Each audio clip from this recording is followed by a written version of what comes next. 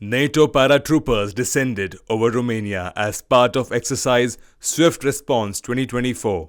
This is the largest Allied airborne operation since the Second World War. At an airbase near Câmpia Turzii, Romania, German armed forces paratroopers from the Rapid Forces Division led troops from France, Romania, Spain and the US. This is an airborne operation that involved between 1,200 and 1,500 soldiers. 14 transport aircraft carried them to the drop zone, making this one of NATO's largest and most complex maneuvers. Several aircraft, including US C-17s, Romanian CJ-27s, a French C-130 and German A-400Ms took part in the Paradrop.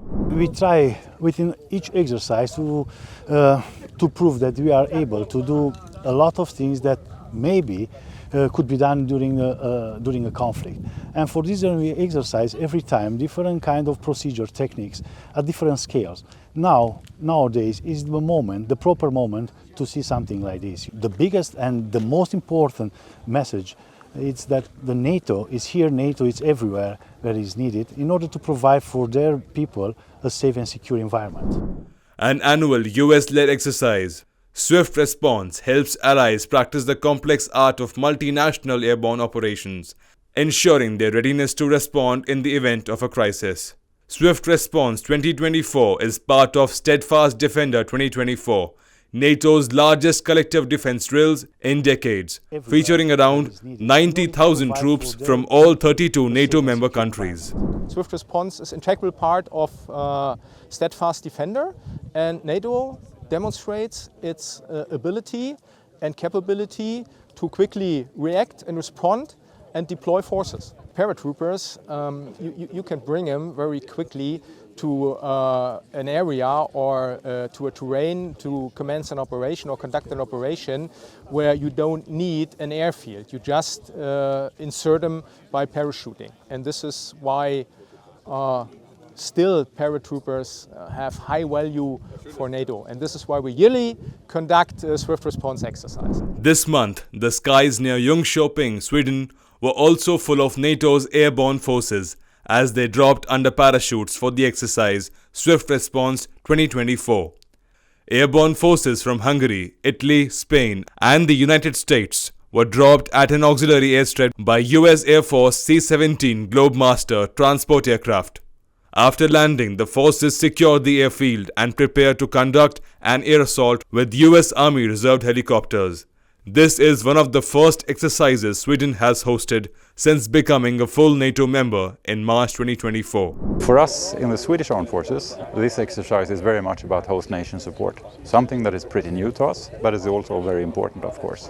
And being able to execute this exercise only 2 months as newcomers in NATO, I think sends at least a strong message about the strengths and the possibilities coming with us being part of the alliance. Certainly it sends a message of coherence and capability to our NATO allies and partners. So one, within, two, outwardly, certainly a capability that few can do, right? And that's a message to any chronic threat that we do have this particular capability amongst many, many others. What we are demonstrating is not only our capability, one, working with our allies and partners, and two, is to show that we are ready to deploy at a moment's notice. Meanwhile, in China, after wrapping up his 2-day visit, Russian President Vladimir Putin said the West had cheated Moscow. He claimed Russia withdrew troops,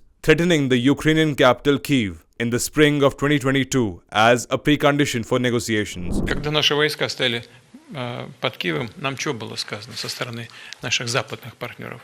Нельзя подписывать документы, если у противоположной стороны к виску приставлен пистолет. Что надо сделать, было спрошено с нашей стороны. Мы спросили, надо отвести войска от Киева. Мы сделали это. На следующий день они выбросили все наши договоренности в помойку и сказали, ну теперь будем воевать до конца. А западные их кураторы заняли позицию, известную теперь всему миру, победить Россию на поле боя, нанести ей стратегическое поражение. В очередной раз обманули. Теперь мы должны понять, с кем и как мы должны иметь дело, можем иметь дело, кому и в какой степени мы можем. The Ukraine war has triggered the deepest crisis in Moscow's relation with the West since the 1962 Cuban Missile Crisis, while cementing the no-limit strategic partnership with Chinese President Xi Jinping. Putin said he discussed the issue of a Ukraine agreement with his host and was impressed by Xi's stance, which he described as sincere and flexible. Putin appeared to also praise in principle the idea of an Olympic truce in Ukraine that was proposed by French President Emmanuel Macron during his May 2024 summit with Xi. But Putin added that such a ceasefire has only been observed by the ancient Greeks.